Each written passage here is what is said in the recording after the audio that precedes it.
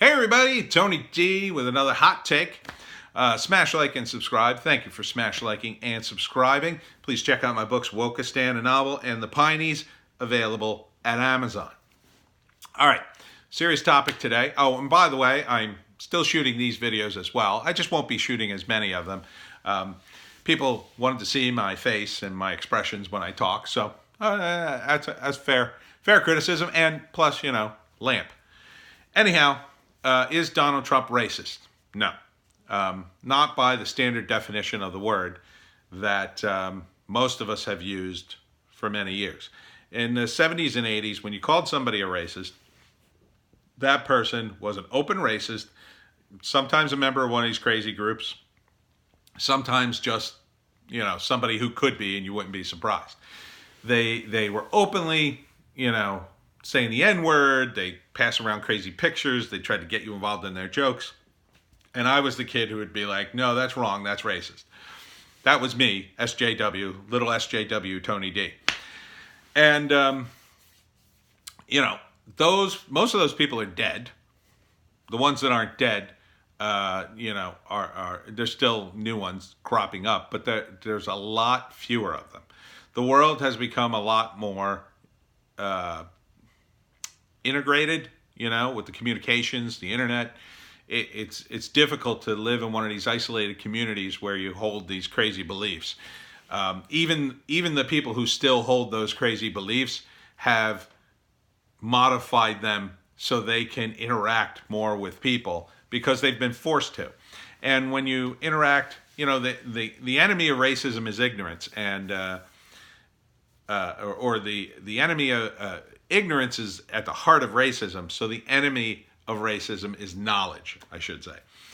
And the more knowledge people get, the more interaction they get. It's just, more likely they're just going to drop these ideas because they go, well, these are stupid. These are unsustainable.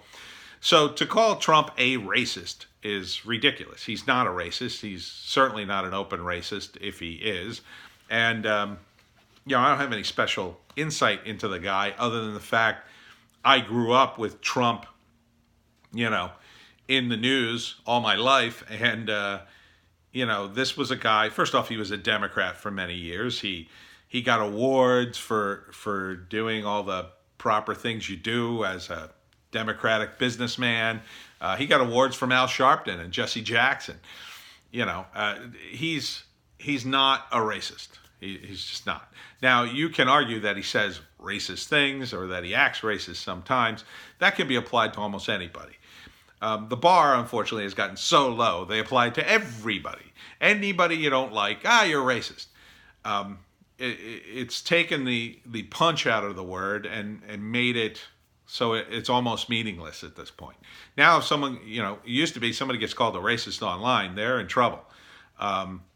Now it's almost just, a dumb word that has no meaning, like fascism, like calling somebody a fascist.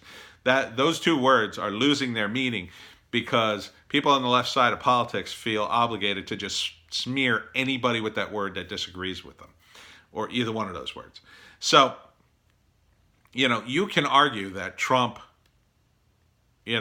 really mishandled the whole Charlotte thing and didn't say the right things at the right time, but I would not believe for a second that he supported any of the idiots running around down there. What he was trying to do, I believe in that speech, was to mention the Antifa guys as well in a way that, put part of the blame on them. But it just came off terrible. And if you watch the whole thing, you realize, okay, he clarifies what he says. But part of this is on the media because the media has decided the narrative is Donald Trump is a racist, white supremacist, and we need to fight him, resistance. And that narrative is really breaking down. When you add, the recent shootings on the East Coast that have targeted Jewish people, and you have people in the media and on Twitter and on the left side of politics saying this is partially Donald Trump's fault, I mean, that is really an statement of the highest order. I mean, that is such hyperbole. Donald Trump has his daughter's Jewish. He converted for her husband. His son-in-law's Jewish. He's got Jewish grandkids. I mean, this is ridiculous. and ask the people in Israel if they think Donald Trump is against Jewish people. I think you'll get a different response. I mean, he did the Israelis a huge solid by recognizing Jerusalem as the capital. So this ridiculous idea of blaming Trump for everything is just, the actual criticism you could levy at Trump is just drowned out by the fact that everything's levied at Trump. Everything's his fault. Every bad thing that happened. Oh, I stubbed my toe today. It's Donald Trump's fault. I mean, they made fun of people on the right who did the same thing of Obama. Thanks, Obama. Remember that meme? And it wasn't true. Obama wasn't responsible. No president is responsible for everything. Yes, they have great impact, and their policies do, but, the media has decided on this narrative. The narrative hasn't worked. They refuse to change it. And I'm not sure who behind the scenes is refusing to change it. I think a lot of it is pressure from the DNC, who are just out of moves. They're just out of moves. And their one go-to move is just call them, keep calling them a racist, keep calling the economy bad, even though it's good. Just deny, and don't let up. And it's only helping Trump because it makes Trump the victim.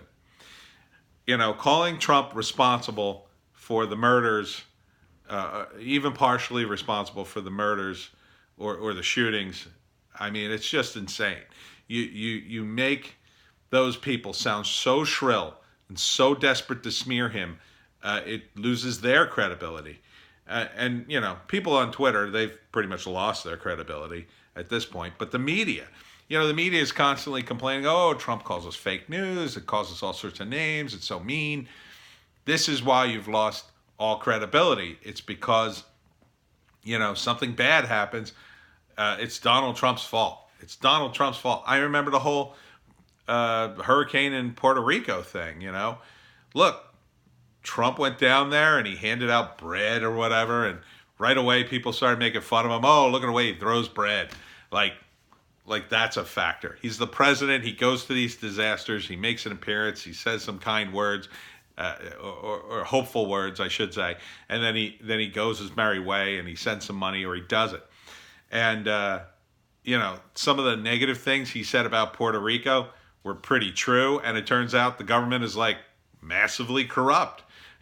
And the woman who, I believe she was a mayor down there who openly criticized Trump and tried to make a big stand. Turned out she was really corrupt and had some problems of her own, and that all came out later. It all came out later. There was a big giant truckload of water just sitting on the docks.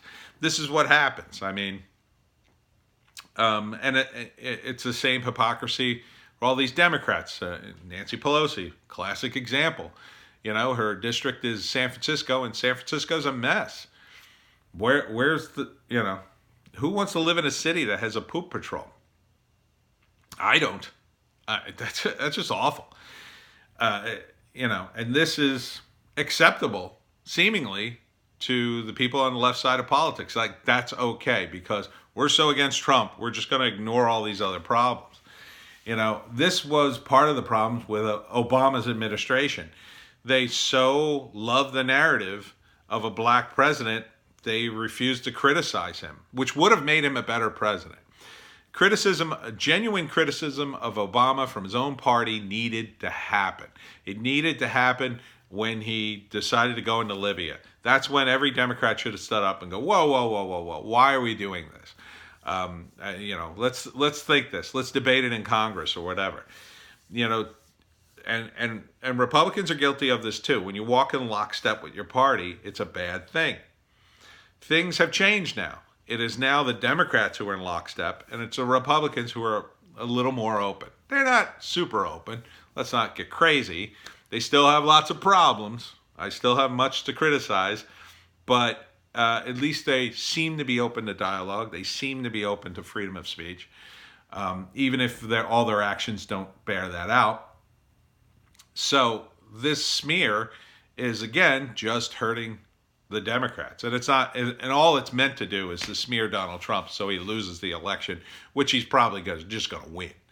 And this is more more ammo for people who vote for Trump to go, I better get my butt out there and vote for Trump because I can't have these idiots in Congress or in the presidency.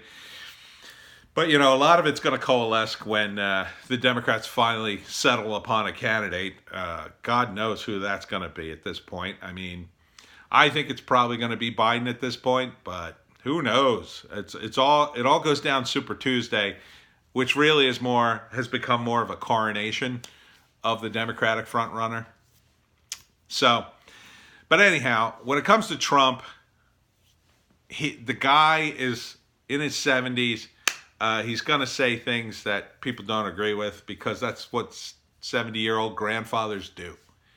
So chill yourself. And Twitter, just calm the hell down and shut up. I'm so done with Twitter. It's such a mess. And media guys, please get off of Twitter. Just get off of Twitter and stop reporting this. Report facts. Just report facts. Why can't we just deal with facts anymore? I miss that era.